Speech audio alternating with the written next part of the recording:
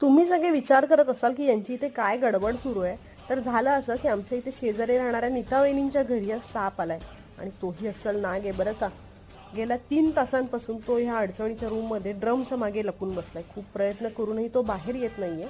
आणि आमच्याकडे काय होतं, साप दिसला की मारला, कारण की इथे कोणी सर्पमित्र वगैरे नाहीये. पण आज आम्हाला पेणवरून एका सर्पमित्राचा नंबर मिळाला. मग आम्ही त्याला फोन करून बोलवून घेतलं आणि जसा तो आला इथून सगळ्यांना बाहेर काढलं. मलाही सांगत होते की तू बाहेर जा, पण मला बघायचं होतं तो कसा साप पकडतो, त्यामुळे मी इथून हल्ले नाही.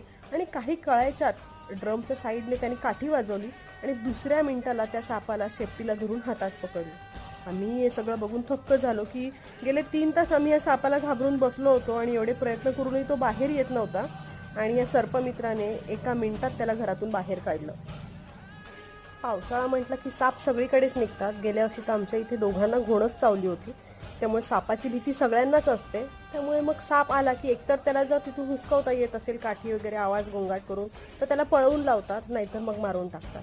पण आज जेव्हा ह्या सर्पमित्राने ह्या सापाला जिवंत पकडलं, तेव्हा एक वेगळंच आत्मीय सुख वाटलं की यार आपल्यामुळे कोणाचा जीव नाही गेलाय आणि आम्हीही सेफ राहिलो. पण ह्या मुलाला खरंच मानलं पाहिजे. म्हणजे तो आला एका क्षणात, त्यांनी कोणाला काही कळायच्या आधी त्या सापाला पकडलं, चॉकलेटची बरणी घेतली, त्या चॉकलेटच्या बरणीमध्ये सापाला भरलं, झाकण लावलं आणि त्याला होलं पाडली, जेणेकरून तो साप आतमध्ये बरणीमध्ये मरू नये, त्यालाही ऑक्सिजन गेलं पाहिजे. बाटलीचं झाकण लावलं आणि तो इथून त्याला घेऊन गेला. थँक्यू सो मच करण की तू हे केलंस. कारण की सर्पमित्र म्हटल्यानंतर खूप मोठी रिस्क असते. स्वतःच्या जीवावर उदार होऊन त्या सापाचाही जीव वाचवायचा आहे आणि आम्हा सगळ्यांचाही जीव वाचवायचा आहे. आणि एवढ्या लहान वयामध्ये तू हे सगळं करतोय. Thank you so much. करणचा नंबर मी इथे कॅप्शनमध्ये देऊन ठेवते. आमच्या इथली सगळी मुलं खुश झाली, त्यांनी पहिल्यांदा आज असा नाग बघितला.